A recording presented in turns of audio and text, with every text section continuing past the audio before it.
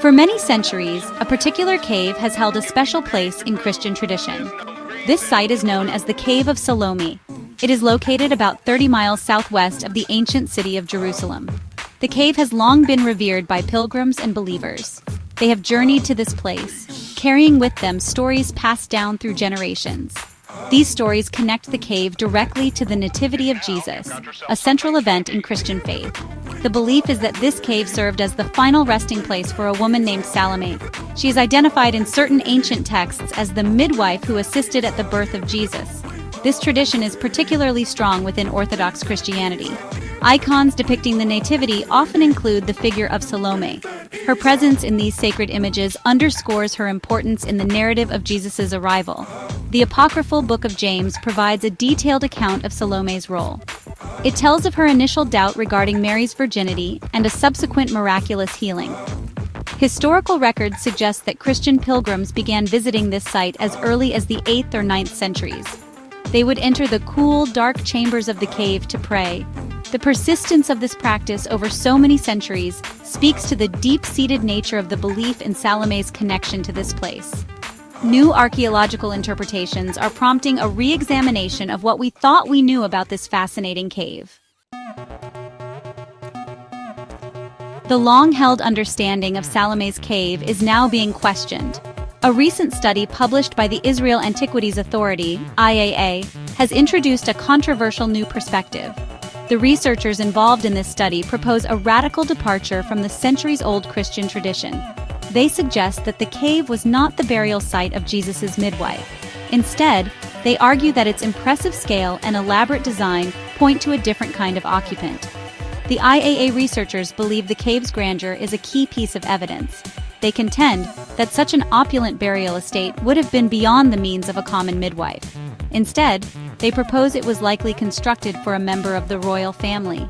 This period, spanning roughly from 516 BC to AD 70, was a time of significant construction and social stratification in Judea.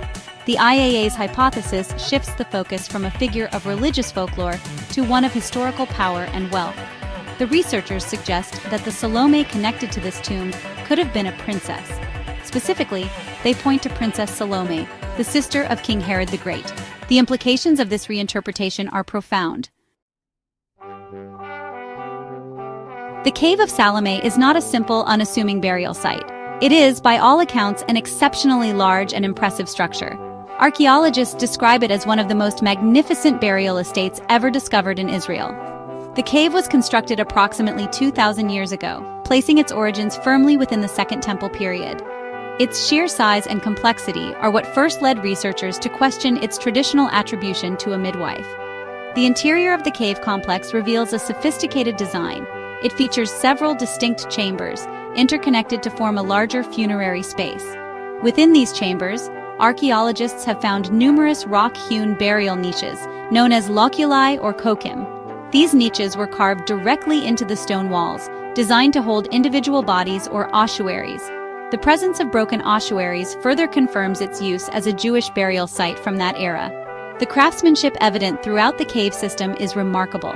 The IAA study highlights the use of finely hewn ashlars, which are large, precisely cut stone blocks. Furthermore, the presence of monumental stone paving in certain areas adds to the sense of grandeur. All these features contribute to the overall impression of an elite burial estate. Central to the entire debate surrounding the Cave of Salome are ancient inscriptions found within its walls. These inscriptions, written in Greek, prominently feature the name Salome. For centuries, these markings were seen as direct evidence supporting the Christian tradition. Pilgrims and early scholars alike interpreted them as dedications to Salome, the holy midwife. This interpretation seems straightforward, aligning perfectly with the oral traditions and apocryphal texts that spoke of her. However, the new study by the Israel Antiquities Authority offers an alternative reading of these crucial inscriptions. While acknowledging the presence of the name Salome, the researchers propose that it might not refer to the midwife of Jesus. Instead, they argue that this Salome could be one of the royal figures they have identified. Given that Salome was a relatively common Jewish name during the Second Temple period, this ambiguity is significant. The challenge lies in determining the original intent and context of these inscriptions. Were they added by the initial creators of the tomb to identify its primary occupant? Or were they added later, perhaps by early Christian pilgrims who associated the site with the midwife Salome? The archaeological record also shows hundreds of complete and broken clay lamps discovered in the cave's forecourt. These lamps are a testament to the site's long history as a place of worship and pilgrimage. The question remains whether this later veneration accurately reflects the tomb's original purpose, or if it represents a later reinterpretation of an already ancient and impressive site. The Israel Antiquities Authority's most striking proposal is that the Cave of Salome was not for a humble midwife, but for a princess. This theory rests heavily on the exceptional opulence of the burial estate. The researchers argue that the sheer scale, the quality of construction, and the decorative elements are all hallmarks of a tomb built for someone of very high socioeconomic status. In the context of Second Temple Judea, this would most likely mean royalty or the highest echeloned elite. The IAA team has put forward specific candidates from the Herodian dynasty. One prominent suggestion is Princess Salome I, the sister of King Herod the Great. Salome I was a significant figure in her own right, known for her political maneuvering and her close, albeit sometimes fraught, relationship with her powerful brother. Another royal Salome considered by the researchers is Herod's granddaughter. This Salome is perhaps more widely known from the New Testament. She is the daughter of Herodias who, according to the Gospels of Matthew and Mark, danced for Herod Antipas and then, at her mother's instigation, demanded the head of John the Baptist. The name Salome appearing in the inscriptions could, in this scenario, refer to either of these royal women. The argument for a royal burial is further supported by the known practices of the Herodian family. The location of the Cave of Salome, while not as isolated as Masada, is outside the immediate vicinity of Jerusalem. The Second Temple period, especially under King Herod the Great, was marked by grandeur and power. Herod ruled Judea under Roman authority from 37 BC to 4 BC. His reign was a mix of brutality and architectural ambition, known for his cruelty, like the slaughter of the innocents, but also as Herod the Builder, for his lavish projects. His constructions transformed Judea. The Second Temple in Jerusalem was his most famous project. He built cities like Caesarea Maritima and fortresses like Masada and Herodium. These projects showcase power and wealth, integrating Judea into the Greco-Roman world. The Herodian family lived amidst this wealth. Elaborate family tombs were common. The Cave of Salome fits this profile. The new interpretation of the Cave of Salome by the Israel Antiquities Authority has, understandably, generated considerable discussion within the archaeological and historical communities. While the IAA's arguments regarding the cave's opulence and potential royal connections are compelling to some, they are not universally accepted. The shift from a revered religious site associated with Jesus' midwife to a possible tomb of a Herodian princess is a significant one. Such a reinterpretation naturally invites scrutiny and demands robust evidence. One notable voice of caution comes from Boaz Zissou, an archaeologist at Israel's Bar Ilan University.